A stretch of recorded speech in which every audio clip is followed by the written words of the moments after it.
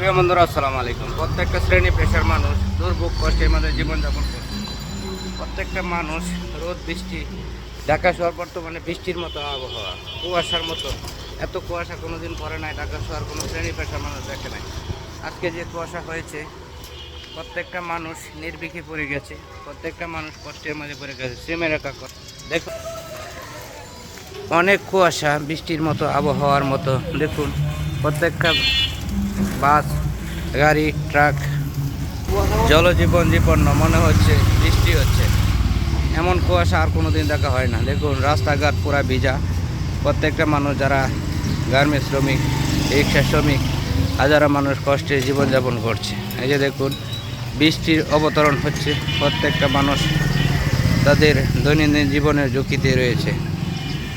কর্মক্ষেত্রে বের হতে হয়, কিন্তু স্বাভাবিক জীবনযাপন করা দুর্বিষয়ে পড়েছে।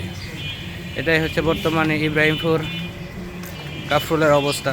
প্রত্যেকটা শ্রেণী পেশার মানুষ জীবিকার তাগিদে ঘর থেকে বের হয়, কিন্তু এই কুয়াশা জলজন্যময় জীবনের জন্য অনেক কষ্ট করে জীবনযাপন করতে হয়, জীবিকার তাগিদে ঘর থেকে বের হতে হয়। কিন্তু দেখুন, এই যে আবহাওয়া এতটাই খারাপ যে মনে হচ্ছে বৃষ্টি হচ্ছে, আসলে বৃষ্টি না, এটা হচ্ছে কুয়াশা।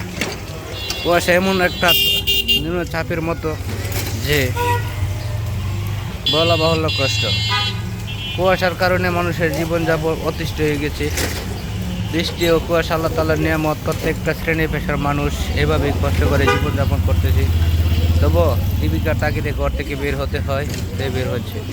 প্রিয় বন্ধুরা, মানুষের দৈনন্দিন জীবনের চাহিদা মেটাতে, কষ্ট পোহাতে এভাবে ঘর থেকে বের হতে হয়। তবুও মানুষ বের হয় কাজের উদ্দেশ্যে, জীবিকার তাগিদে। প্রত্যেকটা মানুষ তার কাজের সন্ধানে ঘর থেকে বের হয়।